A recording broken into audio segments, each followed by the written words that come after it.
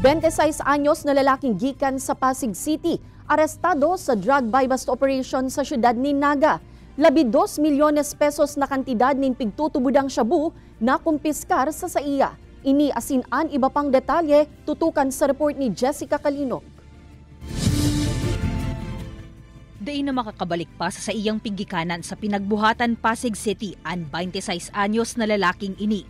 Nakuha kaya sa iyang posisyon ang nasa 2,040,000 pesos na kantidad kan pigtutubudang shabu sa ginibong buy-bust operation kan Regional Drug Enforcement Unit kan PNP Bicol kaibanan ang mga kabuhan kan Naga City Police Office. Pag ganito kalaki at ganun kalayo, malamang may mga nauna na siyang transaksyon.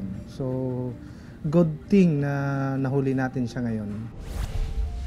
Kan nakalihis na mga aldaw sa rong street level individual sa Barangay Santa Cruz asin sa ruman na high value individual sa Barangay Kararayan ang naarestar kan kapulisan sa Naga City. Indikasyon subuot ini na padagos ang laban kontra sa iligal na droga kaya hagad man kan ahensya ang padagos na kooperasyon kan komunidad. Dakop mantang nakapila sa terminal kan Banwaan in Pili ang sarong 51 anyos na jeepney driver na biyaheng Baaw Pili. Doseng sa sinin pigtutubudang shabu kantidad 6,201 pesos ang nakuha sa posisyon kaini sa ginibong buy-bust operation sa terminal sa Barangay Santiago. Aminado man ang sospek na nagagamit siya nin iligal na droga, alagad bihira sa naman subuot. Pagtaong duon man kaini, nung ka siyang nagpabakal nin iligal na droga. Nakulong kaso na to ta. Yun na to yung pinagplanta ninda. Siyempre magkukulong ako. Maski buko siya kuya. Inaamin ko, nagagamit ako. Pero mabakutungs ako. Alagad pagklaro kan Pili Municipal Police Station.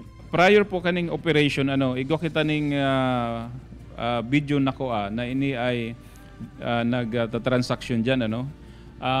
Pag break time, nagkakaigwa ng mga transaction. Ang saro sa strategy ay pinagbababa si itong kortina katong sa iyang jeep na pinagdadrive and duman nagkakaigwa ng barakalan. Mahigot na pigkakampanya kan Land Transportation Office ang Republic Act 10586 o ang Anti-Drunk and Drug Driving Act of 2013. Laog digdi ang mga madadakop mismo na nagmamaneho mantang nasa impluwensya nin arak o iligal na droga, mapapribado o pampublikong lunadan man.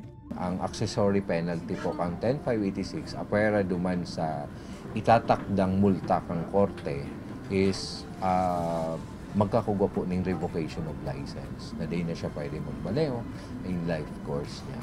Opo, ipagbabawal na kasi isipon taman kung sakali ang satuyang mga driver na kang public utility nakadroga pala nagmamaneho kang mga kapamilya tao kang mga kaakihan. Kaibanan si Gerald Gandia, Jessica Calinog, Balitang Bicolandia.